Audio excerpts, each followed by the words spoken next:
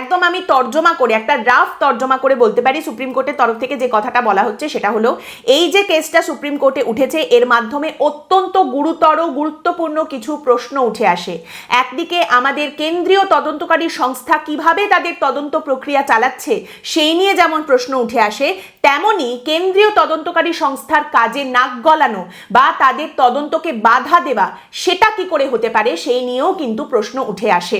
বিচারপতিরা বলছেন, আমরা বিশ্বাস করি যে আমাদের দেশের আইন কানুন সমস্ত কিছু ঠিকঠাক রাখার জন্য প্রত্যেকটি সংস্থাকে নিজের মতো করে কাজ করতে দিতে হবে, এবং সেই কারণেই সেই কাজের ক্ষেত্রে যদি কেউ বাধা সৃষ্টি করে তাহলে সেই অপরাধী যেন গা ঢাকা দেওয়ার কোনো জায়গা না পায় সেটা আমাদের নিশ্চিত করতে হবে। তারই সঙ্গে বিচারপতিরা বলছেন যে একদিকে এটা যেমন একেবারে সত্যি কথা যে কোনো রাজনৈতিক দলের কোনো নির্বাচনী কাজকর্মে নাক গলানোর বিন্দুমাত্র কোনো অধিকার কোনো কেন্দ্রীয় তদন্তকারী সংস্থা নেই, তেমনি আবার রাজনৈতিক কর্মসূচির নামে বা রাজনৈতিক তথ্য রাজনৈতিক দলের নথিপত্র আছে বলে কেন্দ্রীয় তদন্তকারী সংস্থা যখন একটি গুরুত্বপূর্ণ তদন্ত করছে সেই তদন্তকে বাধাপ্রাপ্ত করা কি যায়?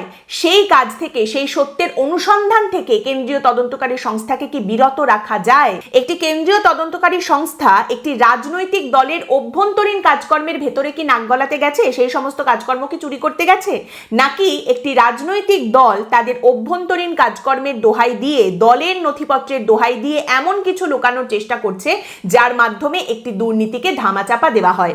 এই মুহূর্তে ইডির বিরুদ্ধে যে এফআইআর গুলো করা হয়েছিল পশ্চিমবঙ্গের থানাগুলোতে তার উপরেও কিন্তু স্থগিতাদেশ দেওয়া হয়েছে সুপ্রিম কোর্টের তরফ থেকে।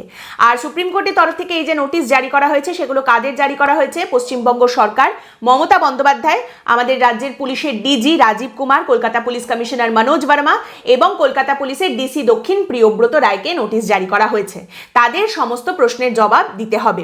এবার এখানে লক্ষণীয় বিষয়টা হচ্ছে যে এই জবাব দেওয়ার জন্য কতটা সময় লাগবে। যখন প্রশ্ন করা হয় তখন কপিল সিব্বল এবং অভিষেক মানু সিংভি, যারা রাজ্যের এবং মমতা বন্দ্যোপাধ্যায়ের হয়ে দাঁড়িয়েছেন, তারা কিন্তু সময় চেয়ে নেন।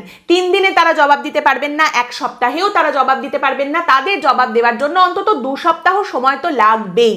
এ কথা তারা আদালতে জানান এবং 2 সপ্তাহ সময় তারা চেয়ে নেন, এবং তার ফলে জানা যাচ্ছে যে আগামী 3রা ফেব্রুয়ারি আবার এই মামলাটা কিন্তু আদালতে উঠতে চলেছে।